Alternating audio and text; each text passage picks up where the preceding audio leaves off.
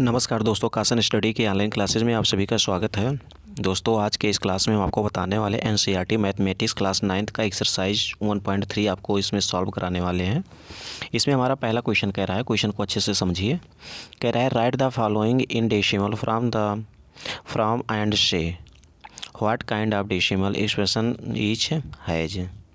Expansion each has कह रहा है, मतलब ये जो 36/100 लिखे गए क्वेश्चन अगर देखोगे तो लिखा गया है 36/100 लिखे गए, 1/11 लिखा गया है, 4 होल 1/8 लिखे गए। इस प्रकार से जो आपके यहाँ पर 6 वैल्यूज हैं, इनका सभी का निकालना है।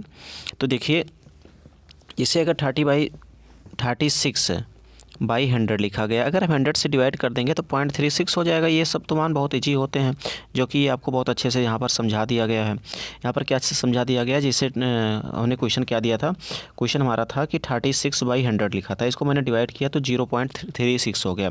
अर्थात इसको हम कह सकते हैं कि ये एक ट्रिमेटिंग डेसिमल है, मतलब ये इसी पर एंड हो गया है, इसका रिपीटेड नहीं हो रहा है। तो यहाँ पर आंसर आपके क्या हो जाएगा, 0.36 हो जाएगा। अगला क्वेश्चन अगर लेते हैं, 1/11 लिखा गया, 1/11 को हम 11 से अगर 1 में डिवाइड कर देते हैं तो यहाँ पर हम देख रहे हैं 0.09 इस प्रकार से अनंत तक आते चले जा रहे हैं, मतलब इनफाइनाइट तक आते जा रहे हैं। तो इसको हम 0.09 पर बार लगा सकते हैं। दोस्तों, जिस संख्या की बार बार रिपीट होती है, वो संख्या एक ले करके जहाँ से रिपीट हो रही है उस पर हम बार भी लगा सकते हैं। ऊपर की जो ऐसे लाइन लगी होती है, इसको क्या कहते हैं, बार कहते हैं। आप देखेंगे 0.9 पर क्या लगी है, तो बार लगी है, तो यहाँ पर ये आपके हो जाएंगे। अर्थात मतलब ये बार बार रिपीट हो रहा है, इसीलिए हम इसको लिख सकते हैं नॉन टर्मिनेटिंग रिपीटिंग लिख सकते हैं। मतलब इसका बार बार आपका रिपीट हो रही है, ये बार बार ऐसे रिपीट होता रहेगा। अगला क्वेश्चन ले लेते हैं। अगला क्वेश्चन कह रहा है कि जैसे 4 होल 1/8 लिखा गया, इसको हमने सॉल्व किया तो 33/8 हो गया, और 33/8 को हमने सॉल्व किया तो 4.125 आ गया। अर्थात ये भी एक टर्मिनेटिंग डेसिमल है। अगला क्वेश्चन ले लेते हैं। तो 3/13 लिखा गया, 3/13 को अगर डिवाइड कर देते हैं तो हम ये देखते हैं कि ये भी ऐसे बढ़ते चले जा रहे हैं, ये कभी एंड नहीं हो रहे हैं। और हम ये देख रहे हैं कि 9 एक संख्या यहाँ पर देखिए 9 तक लिखा गया है। 9 तक आप देखिए कि 0.230769 के बाद में फिर संख्याएँ रिपीट हो रही हैं। तो जहाँ तक संख्याएँ आ करके फिर रिपीट हो रही हैं, उस पर हम बार लगा सकते हैं, जो कि मैंने यहाँ पर आपको दिखा दिया है। और ये संख्याएँ डिवाइड करने पर कभी एंड नहीं होंगी, ये ऐसे बार बार रिपीट होती चली जाएंगी। इसलिए यहाँ पर हमने इस पर क्या किया, जहाँ से रिपीट हो रही है उस पर मैंने बार लगा दिया। और दोस्तों, हम ऐसे इसको सॉल्व कैसे करते हैं, जैसे यहाँ पर 13 लिखा गया, 13 डिवाइडेड बाई 3। अब इसको भाग करेंगे तो जैसे यहाँ पर पॉइंट लगा करके यहाँ पर 0 बढ़ा सकते हैं, तो वही किया गया है, मतलब 0 पॉइंट लगा करके ऐसे भी कर सकते हैं। तो इसी प्रकार से इसको सॉल्व किया गया है। तो अब ये तो छोटे बच्चों की क्लासेस की बुक हैं, इसको सॉल्व कराना तो सही नहीं है कि हम आपको डिवाइड करके चेक कराएँ। तो अगला क्वेश्चन देखते हैं। तो ये भी क्या हो जाएगा, ये भी एक नॉन टर्मिनेटिंग रिपीटिंग हो जाएगा। अगला क्वेश्चन लिखा गया 2/11। अगर 2/11 लिखा गया, इसको हम डिवाइड करते हैं तो इसका आंसर 0.181818 ऐसे आ रहे हैं। तो यहाँ पर देखिए 0.18 पर बार बार रिपीट हो रहे हैं, तो 18 अगर बार बार रिपीट हो रहे हैं तो 18 पर हमने बार लगा दिया। और ये भी क्या है, एक नॉन टर्मिनेटिंग रिपीटिंग डेसिमल है। इस प्रकार से अगला क्वेश्चन ले लेते हैं। अगला क्वेश्चन लेते हैं तो लिखा गया है 329/400 लिखे गए हैं। इसको अगर डिवाइड करते हैं तो 0.8225 लिखा गया है। यहाँ पर ये आपको अच्छे से देख रहे हैं, डिवाइड करने पर दोस्तों इतना ही आएगा। तो इसको भी ये देखिए, ये भी अगर इसी पर एंड हो गया तो ये भी एक टर्मिनेटिंग डेसिमल हो जाएंगे। अगला क्वेश्चन नंबर 2 देखेंगे क्या कह रहा है। तो क्वेश्चन नंबर 2 देखिए, बहुत ईजी क्वेश्चन है, थोड़ा लॉन्ग, बहुत ज़्यादा बड़े दिख रहे हैं।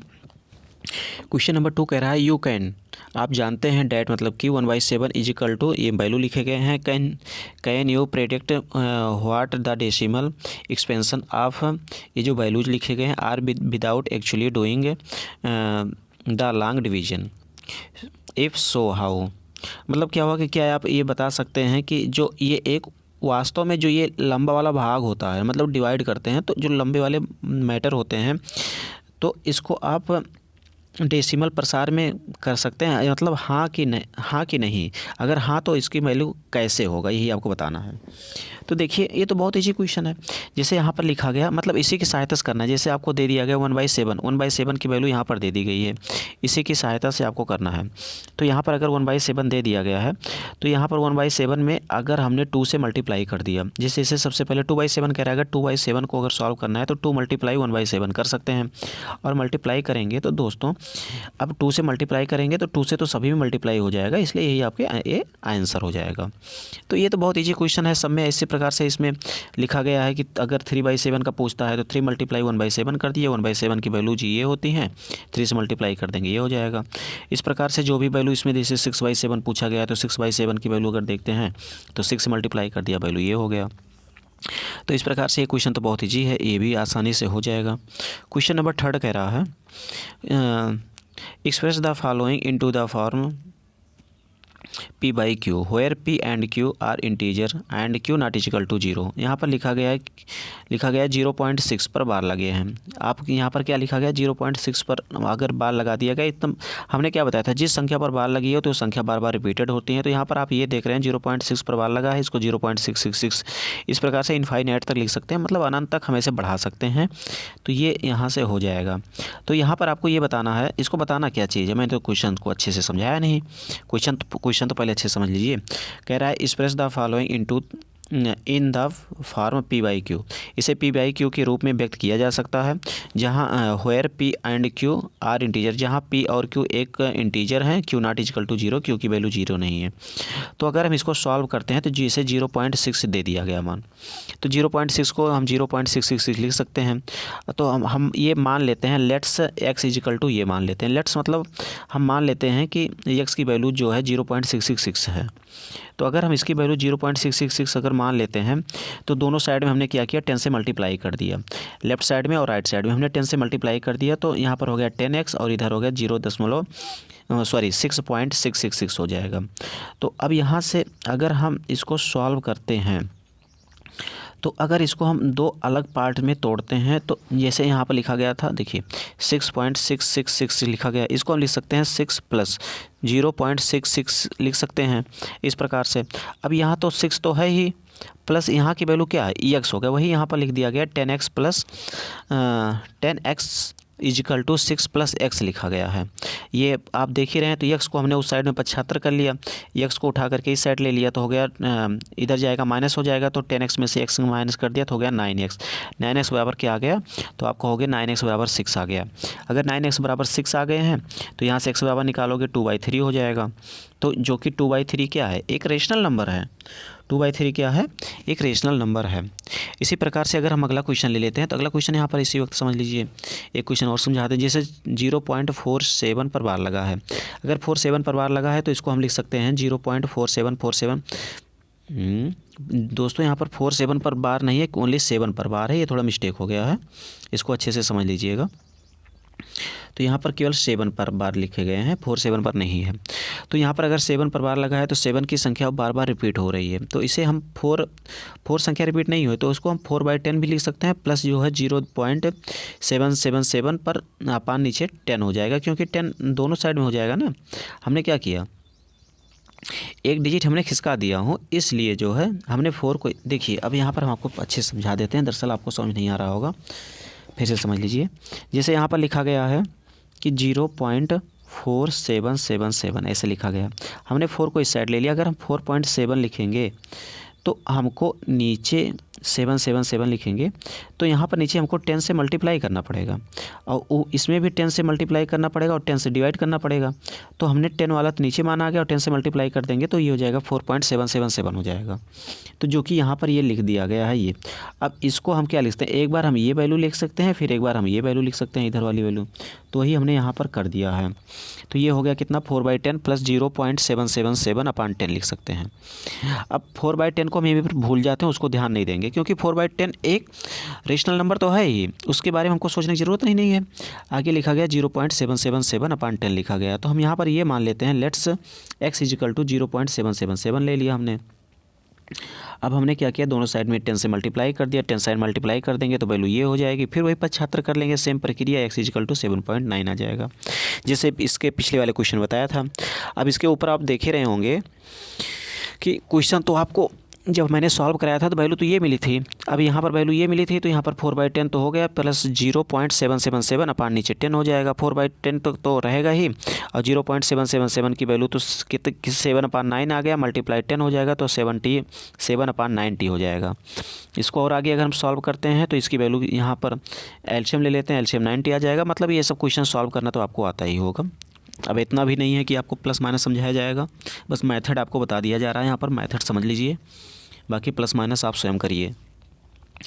अगला क्वेश्चन लिखा गया है, क्वेश्चन थोड़ा लेंदी है। 0.001 पर बार लगे हैं, आपकी वैल्यूज थोड़े बड़े हैं, यहाँ पर 3 डिजिट पर बार लगे हैं, तो मतलब हमने इसको अगर चेंज करना चाहे तो इस प्रकार से हम इसको चेंज कर सकते हैं। 0.001 001 001 001 इस प्रकार से हम इनफाइनाइट तक लिख सकते हैं।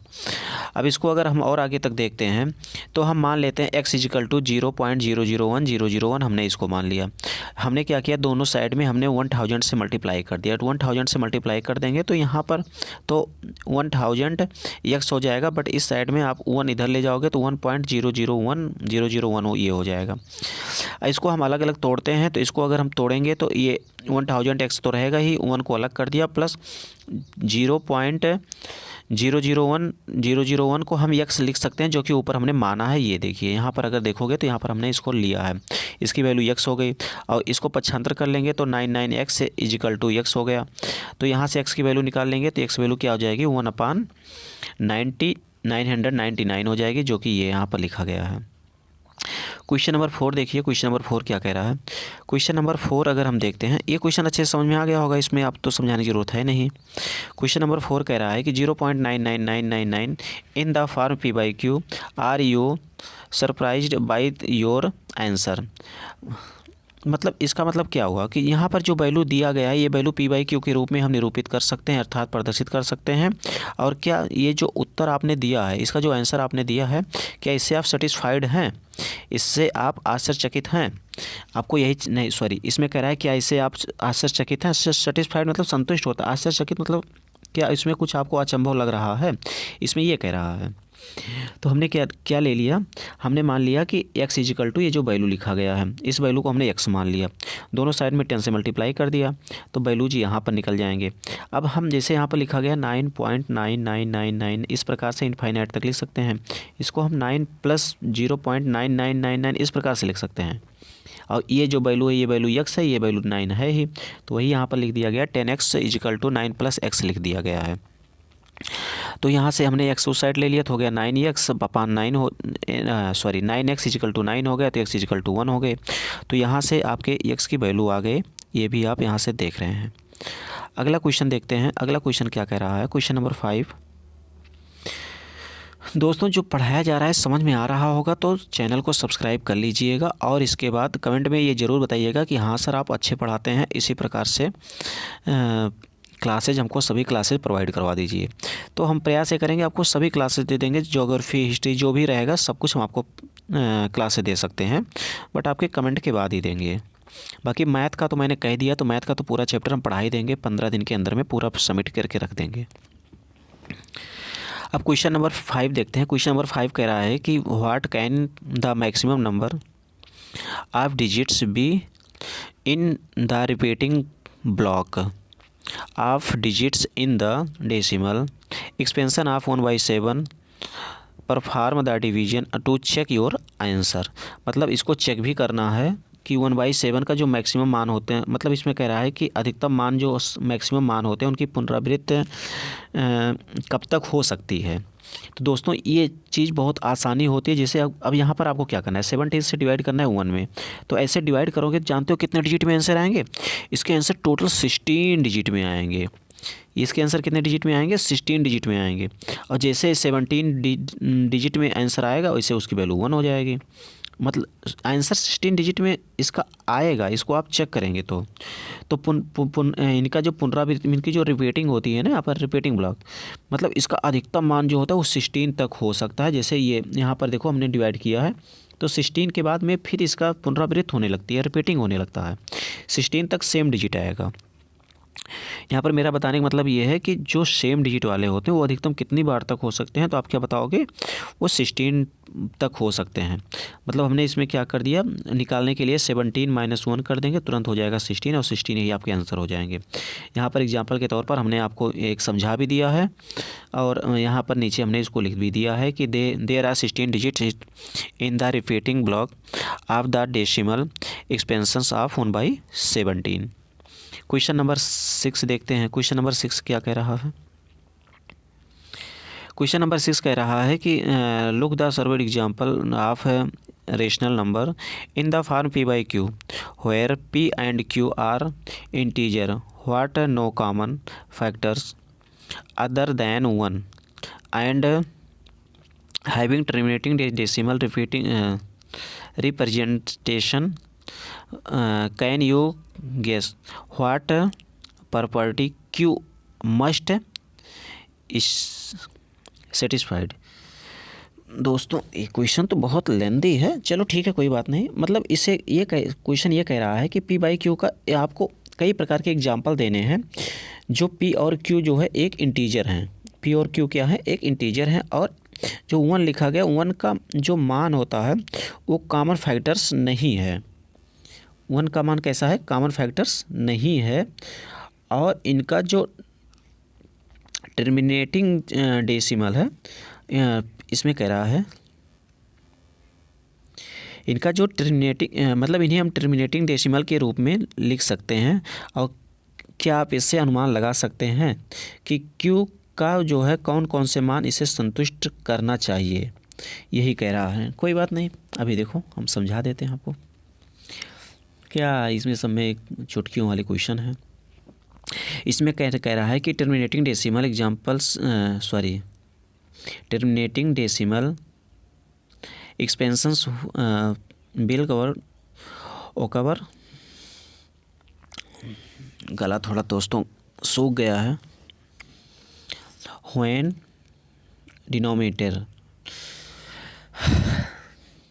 Denominator q of rational number p/q is either of 2, 4, 5, 8, 10 and so इस प्रकार से एंसवान तक हम ले सकते हैं। कोई इसकी वैल्यू निश्चित नहीं है कितना ले सकते हैं।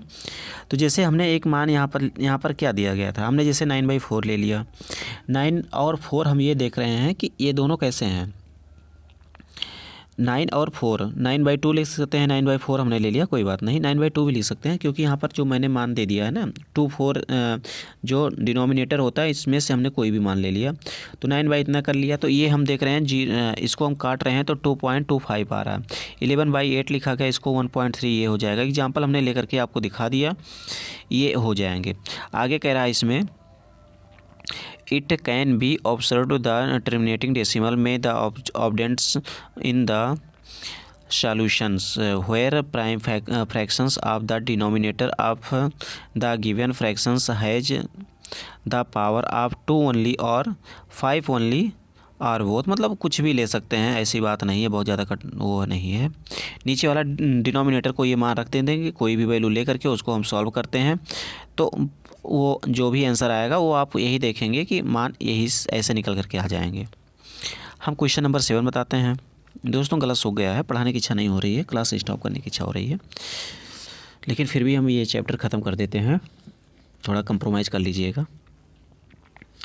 लिखा गया है राइट 3 नंबर्स हुज डेसिमल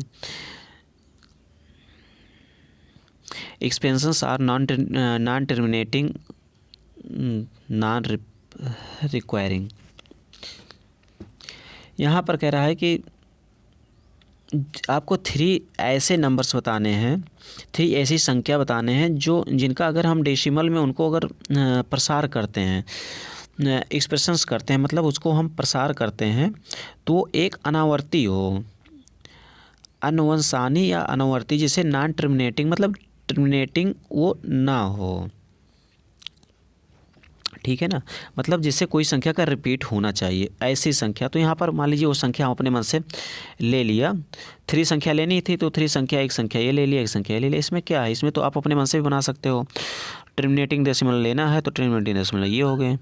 इसमें क्या और कुछ कोई संख्या है? अब इसमें देखिए, इसमें 50 हो गया, 500 हो गया, 5000, इस प्रकार से बढ़ते चले जा रहे हैं। यहाँ पर जो है 720 हो गया। यहाँ पर हम यही देख रहे हैं कि रिपीटिंग तो हो रही है, लेकिन वो रिपीटिंग कैसे हो रही है हम ये देख रहे हैं कि मतलब यहाँ पर हम ये भी कह सकते हैं कि संख्या ऐसी होनी चाहिए, उसकी रिपीट नहीं होनी चाहिए, लेकिन वो संख्या रिपीट की तरह दिखे और उसमें एक एक डिजिट बढ़ता चला जाए। अब जैसे यहाँ पर तो 50 लिखा था, 50 के बाद 500 हो गए, 500 के बाद 5000 हो गए, फिर 50,000 हो गए, फिर 5 लाख हो गए। इस प्रकार से देख रहे हैं कि रिपीटिंग तो लग रहा है, लेकिन वो रिपीट नहीं हो रहा है, बल्कि एक एक जीरो मान बढ़ाते हुए चले जा रहे हैं। जैसे यहाँ पर लिखा गया 720 लिखा गया, आगे लिखा गया 7200, आगे लिखा गया 72,000 हो गए। यहाँ पर भी देखो रिपीटिंग की तरह लग रहा है, बट रिपीट नहीं हो रहा है, तो इस प्रकार की संख्या कह रहा है। वैसे 80 वाला है, यहाँ पर 800 है, 8000 हो जाएगा, 80,000 हो जाएगा। इस प्रकार से ये भी बढ़ते चले जा रहे हैं। मतलब ये क्या है, दशमलव में आपके प्रसार हो रहे हैं। क्वेश्चन नंबर 8 देख लीजिए। क्वेश्चन नंबर 8 बहुत अच्छा क्वेश्चन है। इसमें कह रहा है कि आपको 3 इरेशनल नंबर्स बताने हैं जो 5/7 और 9/11 के बीच के हों। देखिए क्वेश्चन बहुत सही है। यहाँ पर हम देख रहे हैं 5/7 को हम ये लिख सकते हैं वैल्यू, 9/11 को हम लिख सकते हैं ये वैल्यू लिख सकते हैं। अब इसको हम सबसे पहले डेसिमल के रूप में लिख लेंगे। अब यहाँ पर जैसे 71 लिखा गया, 0.71 लिखा गया है, और यहाँ पर 0.81 लिखा गया। तो अगर हम इसको प्रसार करेंगे तो ये मतलब बार अगर हटा देंगे तो ये इसी पर रिपीट होता चला जाएगा। अगर रिपीट होता चला जा रहा है तो 71 के बाद जो है 81 के बाद 71 से लेकर के 81 तक हम बीच के कोई भी मान लिख सकते हैं। जैसे हमने 3 एग्जाम्पल इसमें कह रहा था, 3 एग्जाम्पल हमने ले लिया।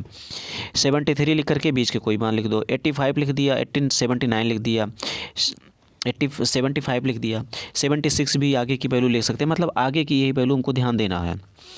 फिर से समझा दें, आगे की यही वैल्यू ध्यान देना है। यहाँ पर 73 लिखा गया, 79 है, 75 लिखा गया है। तो यहाँ पर हम इसकी वैल्यू हम 71 से लेकर के 81 के बीच में कुछ भी लिख सकते हैं। तो यहाँ पर ये हमारे इस प्रकार से आंसर निकल जाएंगे। तो अच्छा, अभी एक क्वेश्चन और बचा है। क्वेश्चन नंबर 9 तक हैं, कितने क्वेश्चन बचे हैं अभी देख लूँ इसको। चलिए ठीक है, 9 यही लास्ट क्वेश्चन है। क्वेश्चन नंबर 9 कह रहा है इसमें √23 लिखा गया है। इसको बताना है कि ये रेशनल नंबर है कि इरेशनल नंबर है। तो देखिए, अगर √29 लिखा गया है, इसका हम अगर फैक्टर करते हैं, 23 सॉरी, इसका अगर फैक्टर करते हैं तो ये एक कभी रिपीट नहीं हो रहा है, ये ऐसे बढ़ते चले जा रहे हैं। रिपीटेड तो बन ही नहीं रहा है, तो रिपीटेड नहीं बन रहा है या फिर पूर्णतः कट भी नहीं रहे हैं। तो हम ये कह सकते हैं कि ये एक इरेशनल नंबर है। ये क्या चीज़ है? तो ये एक इरेशनल नंबर है।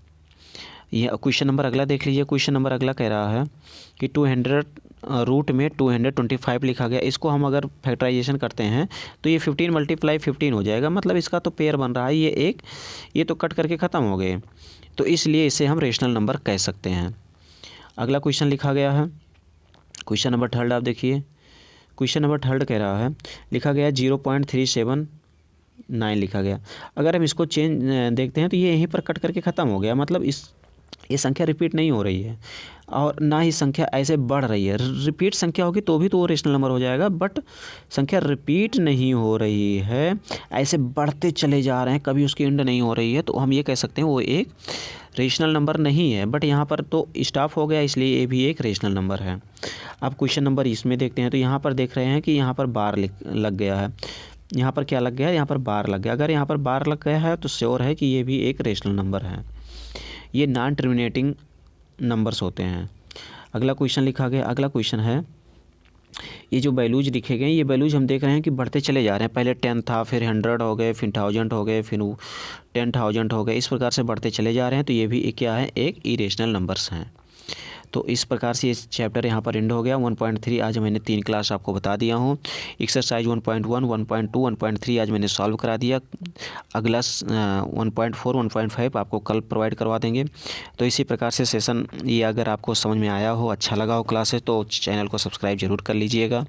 और ये वीडियोज आपके लिए लाभप्रद हैं तो सब्सक्राइब कर लीजिएगा। और अगर पसंद आया है तो लाइक ज़रूर करिएगा। अगले सेशन में पुनः मिलेंगे। नमस्कार।